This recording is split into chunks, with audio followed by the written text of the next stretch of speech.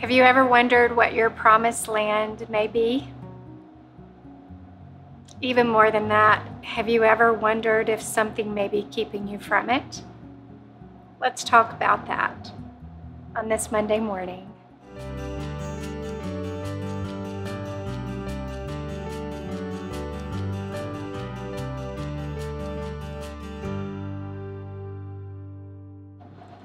Good Monday morning. Do you know we all have a promise with the Lord? A promise that's just ours. The children of Israel had a promised land. The Lord told them when he brought them out of 400 years of slavery that he had a promised land called Canaan for them. And boy, did God show off. Plagues came to Egypt. They watched every single one and were never affected by them. When they finally were released by Pharaoh, God parted the sea so they could walk across safely. And then as soon as millions of people got across on the dry ground, like not even damp ground, the dry ground, then Pharaoh and his army came chasing them and they were killed because God let the water fall back on itself. They were fed manna from heaven, quail rained down from the sky. They were given water from rocks. And yet, they did not believe the God of the promise. God himself had told them, I have prepared a land for yours, and it's yours. If you'll just go and possess it, it is yours.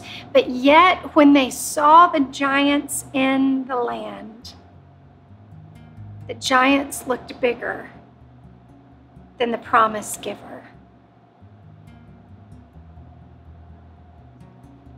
It says in Hebrews 3, verses 15 through 19, it says this, for who were the people who turned a deaf ear?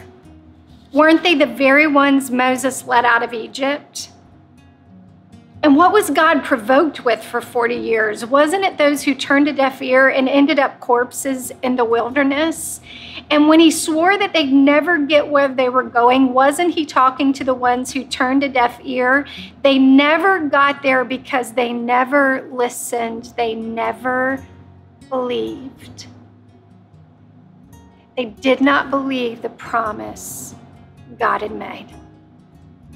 And because of that, God did not let that generation ever enter the promised land.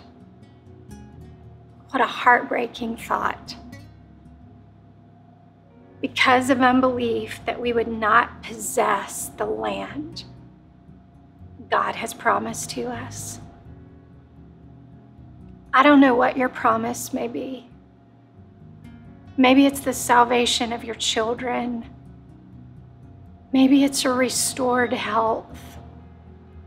But nothing ever comes to pass through a heart of unbelief. It only comes about through the belief in the promise giver. Joshua came up. He was the leader after Moses, and he ended up being the one who actually took the next generation into the promised land. And I love what it says in Joshua chapter 21. It says this in verse 41 and 43. It says, and so God gave Israel the entire land that he had solemnly vowed to give to their ancestors. So now these children are possessing what their ancestors should have received. I don't know about you, but I don't want my children or the generations coming after me to get the promise that was mine. I want to possess what God has given me to possess. It says they took possession of it and made themselves at home in it because it was their home. It was what God had promised them, and God gave them rest on all sides, as he had also solemnly vowed to their ancestors. Not a single one of their enemies was able to stand up to them. God handed over all their enemies to them. Not one word failed from all the good words God spoke to the house of Israel. Everything came out right. God kept every single one of his promises to his children, because that was the generation that chose to believe the promise giver. One of our pastors preached a sermon one time on the rich young ruler. He was the one that told God, what do I have to do to be saved? And God told him, he said, well, I've kept all the commandments. And God said, well, why don't you go sell everything you have and give it to the poor? And it said he went away sad because he had great riches. And my pastor made the statement, he said, I don't think it was that the man had too high a regard for his wealth, but he had too low a view of his God. Friends, I don't want you and I to leave this life having missed the promises God has for us because we have too low a view of our promise giver. He told Abraham, I am the great I am. I am that I am. And he is the same for you and for me. You have a promised land to possess. Do not let your unbelief cause you to miss it.